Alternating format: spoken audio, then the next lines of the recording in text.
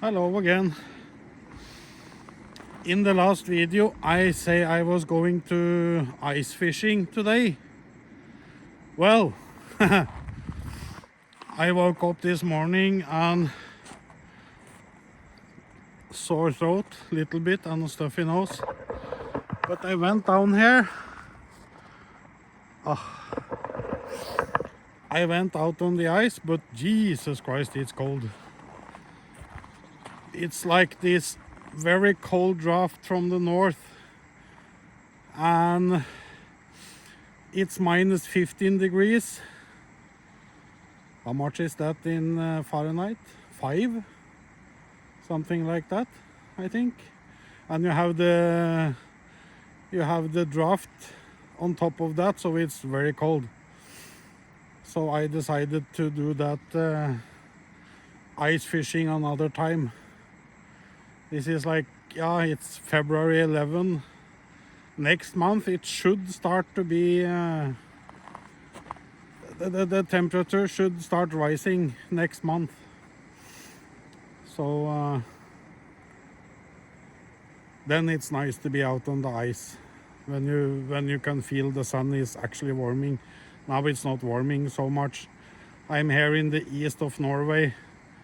We have the mountains in the west and north, and we have the deep forest by the Swedish border in the east.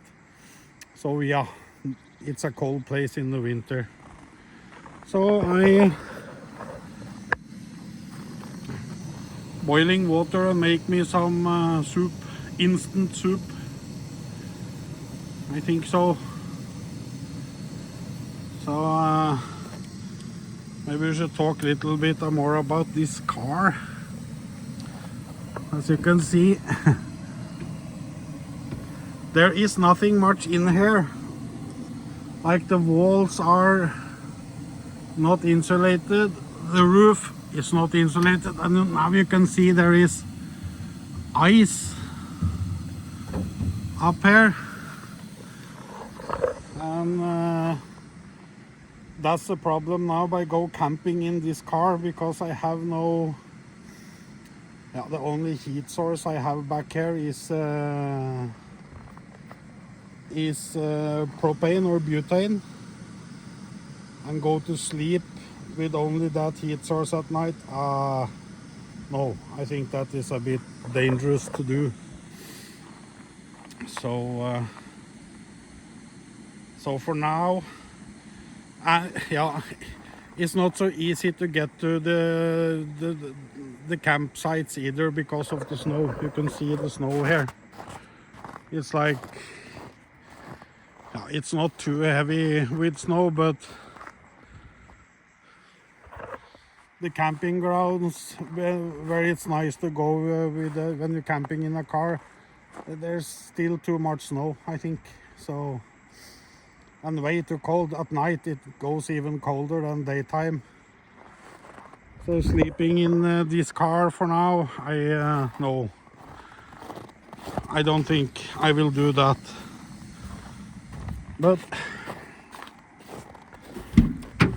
yeah,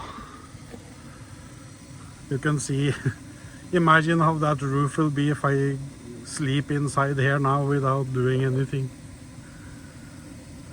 So no, bad idea.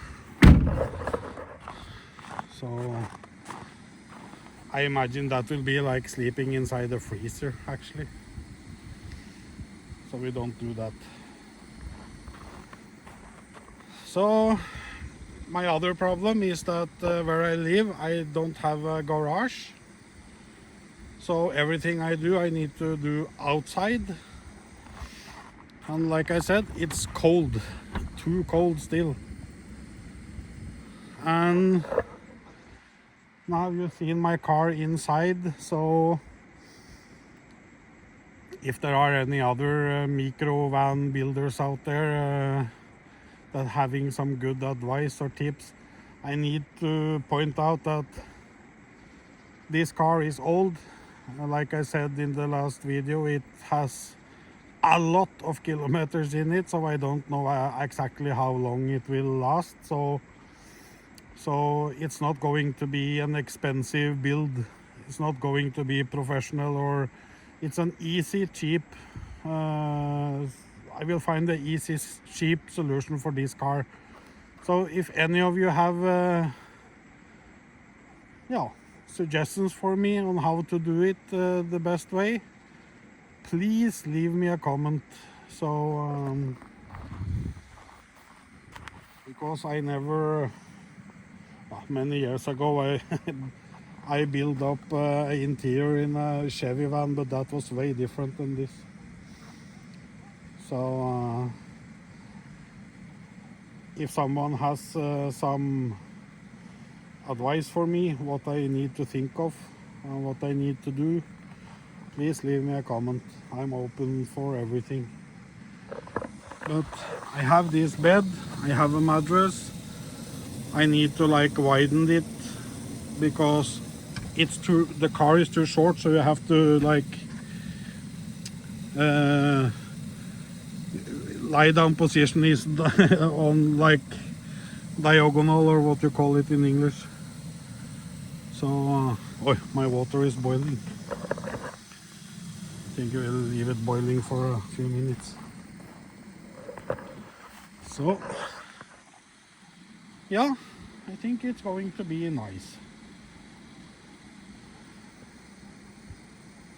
So this channel will of course be about car camping, not it will not be a car building channel. It's sometimes I'm camping in car, sometimes I'm camping in tent, sometimes I'm actually traveling out of the country. So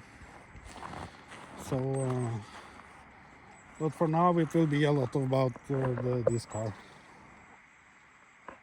So micro car.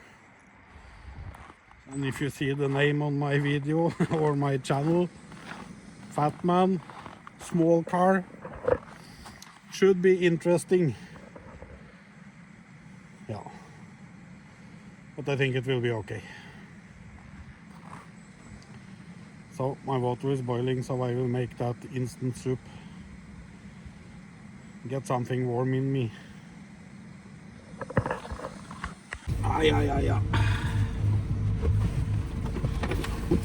Sure is cold outside. So I think I do myself a favor if I keep this day simple and stay warm so I don't get sick. So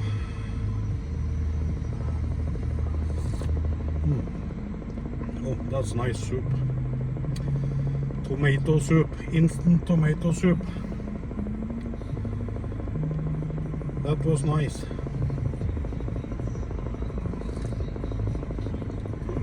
Yeah. Have my radio.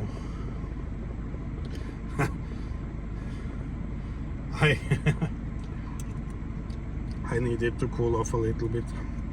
I was on another place earlier today. I was just about to start filming and one man came and said, "Hey, here you cannot stay. You are not allowed to stay here." And I was stupid. I drove my car out on the ice, and that actually not allowed. I knew that actually, but I've seen others been driving out there, flying like RC planes and stuff like that, so I thought maybe it was allowed for all people to go out there. And I was sitting, I just took out my drone, and yeah, somebody just knocked on my door and said, "Hey, can you show me your papers that says you are allowed to drive here?" And I said, "No, I don't have that." So that was a very strict man, so I just say sorry, and I left. So I came to this place, went out of the ice, on the ice, and Jesus Christ, it's too cold. So I went back in my car, as you see, make my soup, and actually sitting thinking about how to build this car. how I can do that in the best way, low on budget, because like I told you before, I'm not working. And in Norway, it's like when you've been for sick leave for 1 year, you are in like they put you on like hold, and you only get to keep 66% of your salary until they figure out if they will early retire me, disability pension, or if I'm going back to work. So I hope there will be a solution very soon. But I have all the time in the world to concentrate on building this car, and I have all the time in the world to make videos. So I think I will make YouTube into my work. The last video, I had this channel for a long time. It's been 1 year since I uploaded anything. I didn't have any expectation at all when I uploaded the first video of this car, but actually it performed very well. It got close to 500 views in 3 days, and for a small channel like mine, that is actually not bad at all. So it gives me a pointer that maybe you actually want to see more of this. And like I said, I live in Norway, so there is no difficulty to find the beautiful places. I can only drive 2 hours in each direction, and I will have beautiful nature. And the area I live in too is like a tourist place, a lot of tourists. We have ski resorts, we have mountain sides, we have fishing waters. The lake here is like, yeah, you name it, we got it. So if you plan to travel to Norway, you should do that, because it's a nice place to visit, except everything here is very expensive, of course. So that is actually one of the reasons I bought this car, because this is very cheap to drive. It's almost never breaking down. It's like a very good quality car. I think someone maybe will argue and say, nah, Citroën is not high quality, but actually we had a few of these similar cars at my company where I worked, and those cars, they are like a Duracell rabbit bunny. They just go and go and go and go. So yeah, and these two, 390,000, almost 391,000 kilometers in it. So I don't know how much I can expect from it, but as long as I change the oil, the filter, everything, it should be good, because it's still cheap to drive. It's no problem. Oh, that soup was very good. So I think this is it for today, because it's not so interesting to sit and hear me rambling. So to go through it one more time, if someone out there been building similar micro camper on a low budget, I will be very happy to hear from you in the comment, or getting in touch with you to help me on the way, because I never done this before, like I said. So I've been looking on YouTube about other people building micro campers, but it seems to me that many building so expensive, professional, that you almost can buy a camper van that is factory build. So my point with this is like showing that you can have a nice micro camper on a low budget, and still have nice still have nice yeah, that you still can have very nice trips, even with a cheap build camper. So there will be no drone flying today either because it's too cold, way too cold. Yeah, so next video I will upload is on Friday. I upload one video on I think Monday, Tuesday. Yesterday I was doing other things, but Tuesday and Friday, I think that is nice. A nice goal, 2 videos a week, as I actually did before.